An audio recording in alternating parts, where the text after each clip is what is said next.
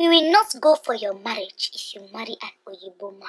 My bro, yeah. 15 with my bro, yeah. Lagos, I wanna come home. Lagos, I wanna come home. Show my love. Hi guys, and welcome back to my channel. It's your girl Zara Beauty, and I'm here for another video. Oh my god, it's been a long time since I posted a video. Oh my god, and I've missed you guys so much. Now, if you don't know what's been going on, I went to Nigeria and I came back. If you're not on my Snapchat by now, which you guys have to be because that's where I talk about everything, I went to Nigeria and I just got back this past week, and it's been like hella busy for me, but I have a lot of videos from Nigeria for you guys. I'm preparing the vlog for you guys because I know you guys are going to love it.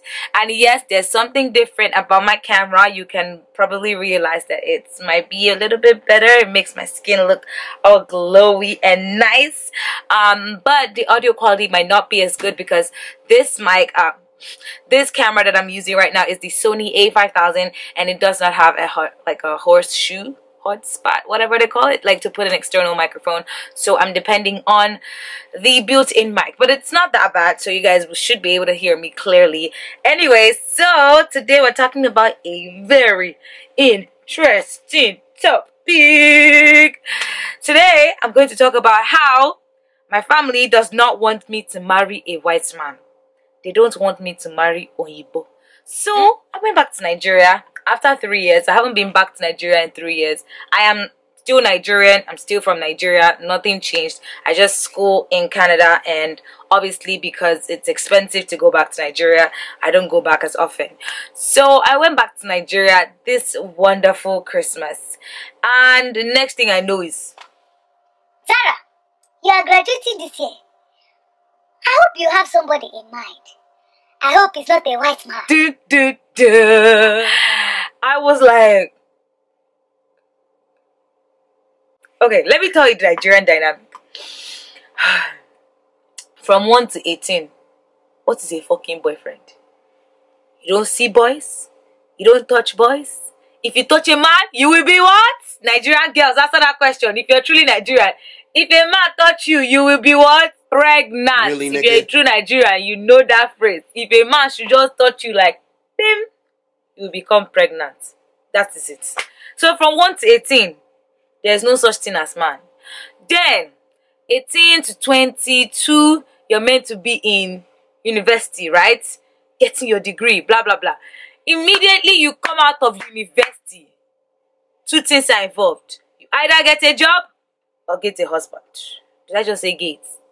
Chai, when the Igbo in you is fighting to come through. Two things involved: husband or what?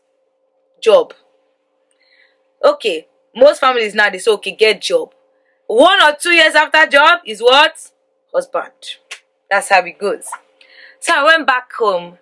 See me just going there to flex now as a baby girl, enjoy my life. I went there to enjoy my life. Next thing they're calling me, all my aunties, one by one. Chizram, how old are you now? You're a big girl. You know that you're a woman now. When is your husband going to come? Auntie, like, I'm just graduating this year. Like, the husband is not here yet. They don't even want to know how you're going to get the husband. You're not even allowed to date. So how will you get the husband? That's something I've never understood from now to yesterday. They will tell you no boyfriend in my house, but immediately after university there must be fiance. How? We don't know. The magic has to occur. And whenever anybody, a relative, asks you this question, do you have a boyfriend? True Nigerians know that this is a trick question. Zara, do you have a boyfriend? Dun, dun, dun, dun, dun, dun. Auntie, what? Boyfriend? No, I'm fixing my studies. No boyfriend though, boys are not good though. Hey, that's good, that's amazing. That's amazing. You know that boys are not good. But then, you will soon have to bring a husband for us. But, okay ma.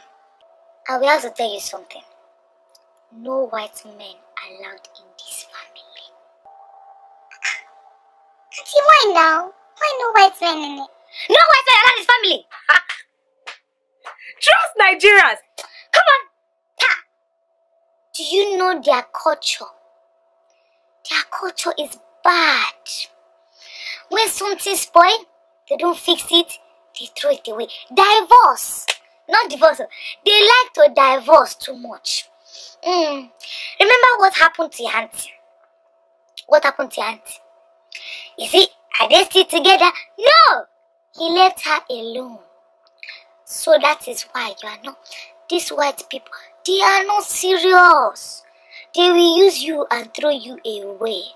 I'm telling you. I know now. So don't listen to them. Don't worry. When you are ready, we will find husband for you. We will find. Don't worry. Find boy. His family, good family. Don't worry. That is the usual narrative. That is what I came back to this Christmas. One auntie after the other. Zara, Lepwegi. See, earring, left and right. Gimme kitty me now. Earring again. Auntie's nothing now, it's just piercing. Come on, pa. With your husband, with any respectable man like it. Auntie, I'm not... That's my face. Throughout the conversation. Come. Abi, your auntie has talked to you. Now I will talk to you. See now, you are in that right age to marry. You know a girl is like a flower. She blossoms. And after she blossoms, after a while, she will wither away. So you have to get your husband well. You have to start praying for your husband now. Start praying for your husband. So we're looking at how many years now? 2 to 3 years. You will bring husband for us now. Auntie, when the husband comes now, you will come on, Meshonugi. What are you saying? You will marry early, eh? Yes, Auntie, I'll marry early. Like, I feel like the best way to really say this is by reenacting this for you guys. This is what I went through in December.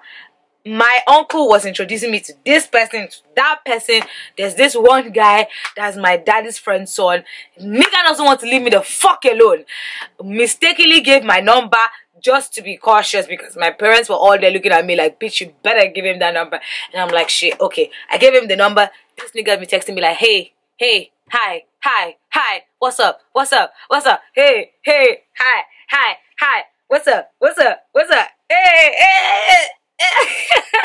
Yeah, that can be a new ringtone. Who wants me to make it a ringtone? Anyway, yeah, so basically, let me just explain to you guys why they feel like white people are not the best people to marry, especially for an African. Nigerian, let me not be, general.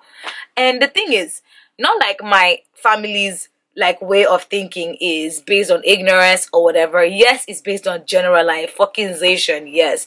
But it has a basis. Like, there are a lot of cases, especially, with Igbo people, where they got married to a white man or they got married to someone, and it's even in my family, and it didn't work out, just like any marriage. But the thing is, it's so particular to white people because, they're like, there's a cultural differences, there are a lot of differences that, we might not be able to overtake. But in my opinion, I feel like it happens with everybody. Yes, if you're married in Nigerian, of course, there's not going to be much of a variation in terms of culture. Maybe language, yes. I mean, even within Nigeria, there are some tribes that my auntie and uncle say, no, you cannot marry from that tribe. A lot of people are thinking, why do you need your parents' permission or your family's permission to get married? It is a big deal in, especially in Igbo land, to marry without your parents' consent or your family's consent. It's very, very bad because the mindset is that if anything goes wrong in the marriage, who will you turn to?